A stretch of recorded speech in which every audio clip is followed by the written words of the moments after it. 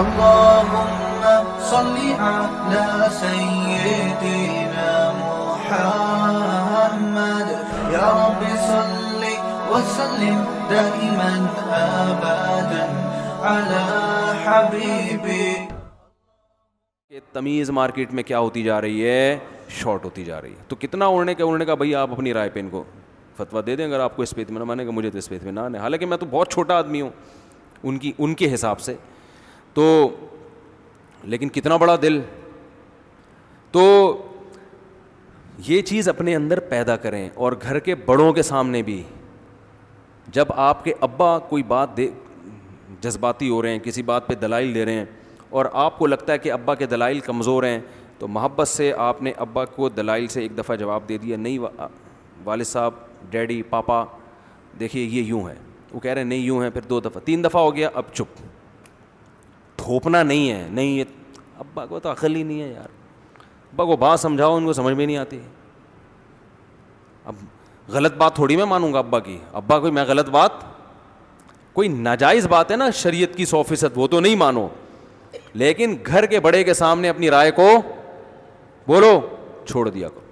اس میں یہ نہ کہا کرو کہ میں دلیل کو مانتا ہوں کسی کو نہیں مانتا. بھائی جان تھوڑی دیر کے لیے آپ دلائل کو ایک طرف رکھ لیں, ٹھیک ہے دلائل آپ کے مضبوط ہیں, لیکن اس مسئلے کا تعلق حلال و حرام سے نہیں ہے. اس کا تعلق اس سے کہ چاہیے یا نہیں چاہیے, یہ والا کام ہونا چاہیے, یا بارات میں 20 آدمی آنے چاہیے یا 50 آدمی. یہ کوئی حلال و حرام سے اس کا تعلق تو نہیں نا. ابا کہہ رہے ہیں کم بخت خرچہ تو میرا ہوگا, 20 آدمی آئیں گے, بیٹا کہہ رہا نہیں 500 آدمی آئیں گے. ابا ایسے موقع پہ کنجوسی بنتی ہے ہی نہیں. لوگ کیا کہیں گے ہمیں, بھائی چھوڑ دو یار, پہلے ابا کو راضی کرو, لوگوں کو ایک طرف رکھو. تو گھر کے بڑے کے سامنے, ماں کے سامنے, باپ کے سامنے, اسی طرح عورت اپنے شوہر کے سامنے اپنی رائے کو چھوڑ دے نا, تو شوہر کا دل بہت بڑا ہو جاتا ہے, ایسا لگتا ہے جیسے میں بہت عقل مند ہوں. اس کو ایسا محسوس سا ہونا شروع ہو جاتا ہے شوہر کو, کہ آج میری بیگم نے میری بات پہ کہہ دیا کہ میں غلط کہہ رہی ہوں, آپ صحیح کہہ رہے ہیں. وہ خوشی سے مر بھی سکتا ہے کہ اس کا مطلب مان لیا کہ میں کیا ہوں, لیکن لڑ رہے ہوتے ہیں. تو اور آپ بھی بیگم کو کہہ دیا کریں تم صحیح ہو. لیکن اگر دونوں ہی ہٹ دھرم ہیں تو ہتھیار کس کو ڈال دینے چاہیے؟ عورت کو, کہ یار سربراہ ہے گھر کا, بڑا ہے, تھوڑا ادب تمیز کر لو, اس سے کتنے سارے فائدے اٹھا رہی ہوں میں, مان لو, چلو خوش کرنے کے لیے اوپر سے بول دو آپ بہت اچھے ہیں. دل تو نہیں چاہ رہا بولنے کا, لیکن آپ بول دو میں اس وقت جو چیز کی سب سے زیادہ کمی محسوس کر رہا ہوں گھروں کے اندر, بڑوں کا ادب اور تمیز. خط میٹ کا جواب کس سے دیا جا رہا ہے؟ پتھر سے. اور اس کو سمجھا جاتا ہے دلائل کو مانتے ہیں ہم, کسی شخصیت پرستی میں مبتلا نہیں ہے. بدتمیزی کو شخصیت پرستی نہیں کہتے,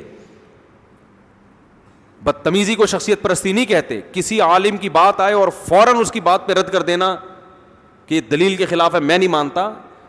اگر واقعی دلیل کے خلاف ہے تو اس طریقے سے رد مت کرو, اس طریقے سے رد مت کرو. آپ بولو کہ بھائی ہو سکتا ہے ان کے پاس کوئی دلیل ہو, لیکن ہمیں بظاہر یہ والی دلیل صحیح معلوم ہوتی ہے, اور وہ بھی غلط نہیں ہے, ہو سکتا ہے ان کے نظر میں یہ مفہوم ہو. حضرت مولانا شریف تھانوی رحمۃ اللہ علیہ پر کسی نے کفر کا فتویٰ لگا دیا, تو کسی نے کہا حضرت وہ اتنے بڑے عالم ہیں, آپ پہ کفر کا فتویٰ لگا دیا. انہوں نے کہا کہ بھائی وہ میری بات کا انہوں نے یہ مفہوم لیا ہوگا, اور یہ والا مفہوم تو کفریہ ہی بنتا ہے. تو ان میں چونکہ اس طرح کے الفاظ مجھے پورے یاد بھی نہیں, چونکہ غیرت حمیت ان میں کفر کے معاملے میں بہت زیادہ ہے, تو وہ ذرا جذباتی ہو گئے. کیسی اچھی مجھے پورے الفاظ ان کے یاد نہیں ہیں, لیکن انہوں نے اس کی بھی کیا کر لی, تعویل کر لی. تو پازیٹیو سوچ پیدا کرنے کے لیے بڑا قربانی دینی پڑتی ہے, لیکن ایک دفعہ جب پیدا ہو گئی, خدا کی قسم زندگی کا مزہ آ جاتا ہے. ایسے آدمی سے کہ منہ سے پھول جھڑتے ہیں, خیریں پھیلتی ہیں. تو بحث میں ایک دوسرے کی رائے کا احترام, گھر میں بڑے ہیں تو اپنی رائے کو ان کی رائے کے آگے قربان کرو, یہ کرنا پڑے گا آپ کو. اور اس کا پتہ ہے نقد فائدہ کیا ہوگا, کہ جب آپ بڑے ہو جاؤ گے نا تو آپ کے چھوٹے بھی یہی کام کریں گے. گھر میں آپ باپ بن کے رہو گے. اگر آپ نے ابھی اپنے ابا کا باپ بننے کی کوشش کی تو کل آپ کی اولاد نہیں بلکہ آپ کا باپ بنے گی. وہ سمجھتے ہو؟ اگر خاتون نے ابھی اپنے آپ کو شوہر کا فرمانبردار بنانے کی کوشش نہیں کی, اپنے آپ کو ان کا بلکہ شوہر کو غلام بنانے کی کوشش کی, تو آپ کا بیٹا بھی آپ کی بہو کا غلام بنے گا. پھر آپ کیسے کہو گی کہ میری بہو میرے بیٹے کا احترام نہیں کرتی؟ سمجھتے ہو؟ تو یہ مارکیٹ میں یہ ہو رہا ہے. تمیز, احترام, علماء کا احترام کرو, ان کے سب باز کر رہے ہو تو بھائی اپنی رائے کو ان کی رائے کے آگے چھوڑ دیا کرو. ایک دفعہ کیا ہوا, ہمارے ایک استاذ تھے, انہوں نے ایک مسئلہ بتایا اور اس پہ دلائل بھی دیے, تو فوراً کسی نے ایک بڑے بزرگ کا نام لیا کہ وہ تو اس کے خلاف کہتے ہیں. آپ دلائل کے انبار لگا دی, وہ تو اس کے خلاف کہتے ہیں. اب یہ ایسے تھا کہ ان کو غصہ آتا اور کہتے ہیں وہ غلط کہتے ہیں, ان کو کیا پتا. ایسے موقع پہ انسان کے منہ سے یہ نکل جاتا ہے.